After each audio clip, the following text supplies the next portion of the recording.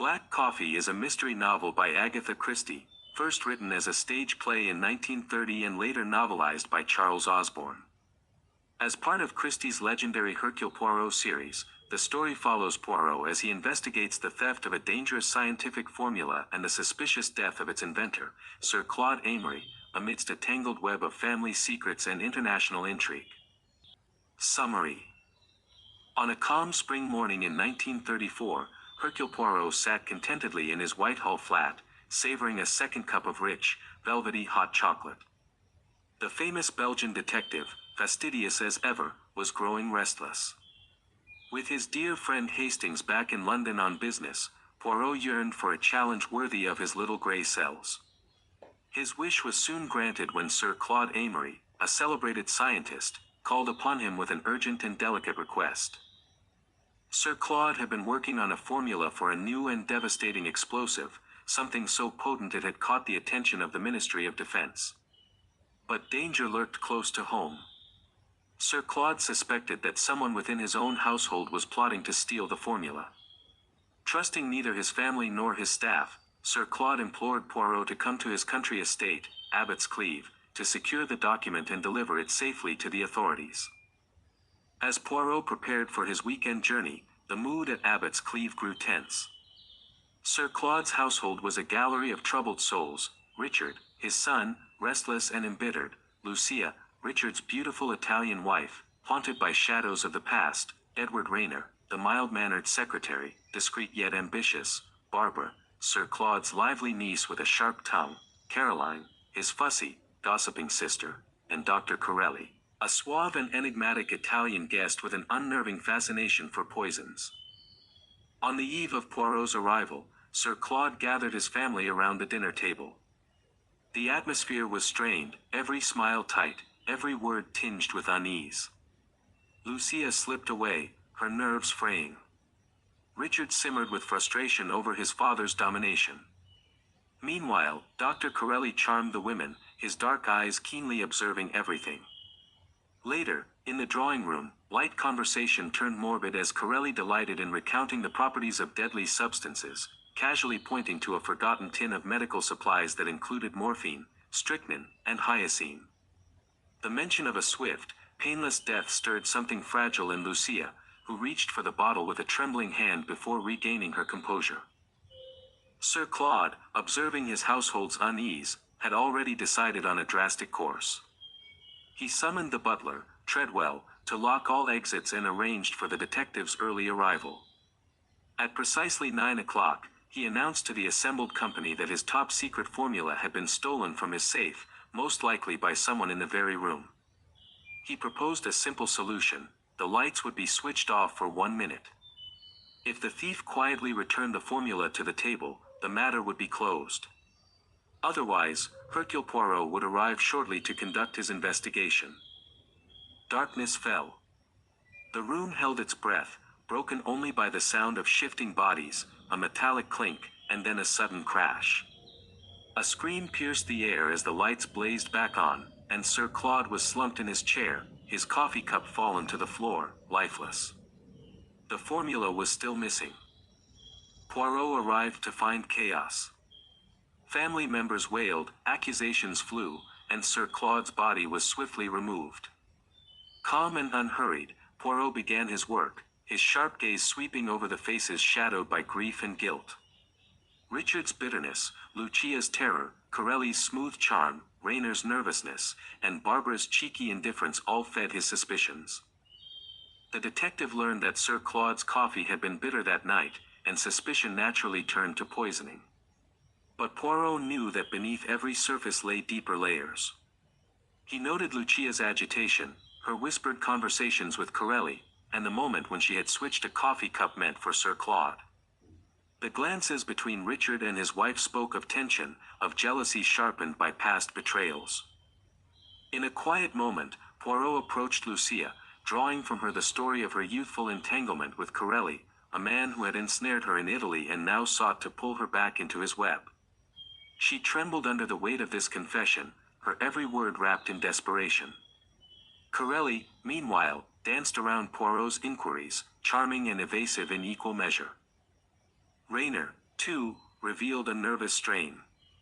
Poirot uncovered that the secretary had slipped a powder into a coffee cup intended for Sir Claude, not to kill, but to sedate. Rayner had planned to steal the formula under cover of confusion, but the sudden death had thrown him into panic. As Poirot peeled back the layers, he discovered that Rayner was entangled with foreign agents, his quiet demeanor a mask for treachery. The night wore on, the guests gathered, and Poirot, meticulous in every detail, reconstructed the chain of events. His investigation led him to the tin of medicines and the missing tube of hyoscine, the substance Corelli had so dramatically described earlier. It had been Lucia who had taken the tablets, intending to end her own misery rather than her father-in-law's life.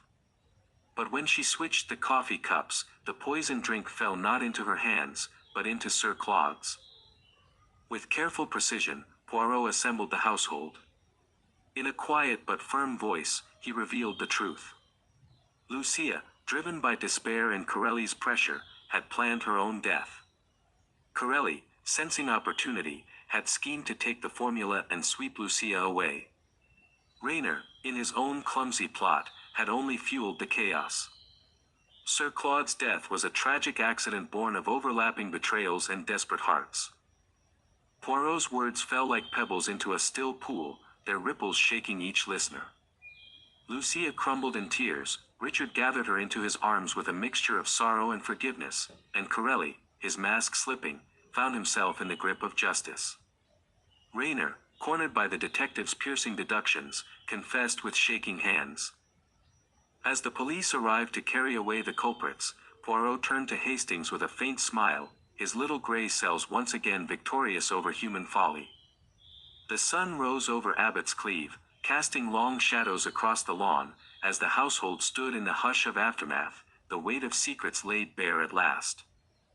Main characters: Hercule Poirot, the brilliant Belgian detective known for his meticulous methods, sharp intellect, and famous mustache. Poirot is called upon to protect a scientific formula and soon finds himself unraveling a murder. His patience, precision, and psychological insights are key to solving the mystery. Arthur Hastings, Poirot's loyal friend and occasional assistant, back from Argentina. Though less sharp than Poirot, Hastings provides companionship, warmth, and sometimes unintentionally useful observations. Sir Claude Amory, a famous scientist and inventor of a powerful explosive formula. Suspicious of his household, he invites Poirot to safeguard the formula. His sudden murder becomes the center of the investigation. Lucia Amory, Sir Claude's beautiful and secretive Italian daughter-in-law, married to Richard. Haunted by a shadowy past, Lucia's vulnerability and concealed struggles place her under suspicion and make her one of the most emotionally charged figures in the narrative. Richard Amory, Sir Claude's son, struggling under his father's shadow. Torn between loyalty and resentment, Richard is desperate to escape his oppressive home and secure his own future, often clashing with Sir Claude. Dr. Corelli, a suave and enigmatic Italian guest with a connection to Lucia. His sudden arrival at the Amory household and his fascination with poisons cast a sinister air over his character. Edward Rayner, Sir Claude's young secretary, outwardly polite but secretly ambitious and entangled in the unfolding events. Caroline Amory, Sir Claude's fussy, old-fashioned sister who manages the household. Her gossipy nature and old-world values provide both comic relief and social commentary. Barbara Amory, Sir Claude's lively niece, a modern young woman with a sharp tongue and a playful attitude. She adds both wit and energy to the household's tense atmosphere. Theme: greed and ambition, the desire for wealth, power, or advancement drives many characters, whether in pursuit of the formula or personal freedom.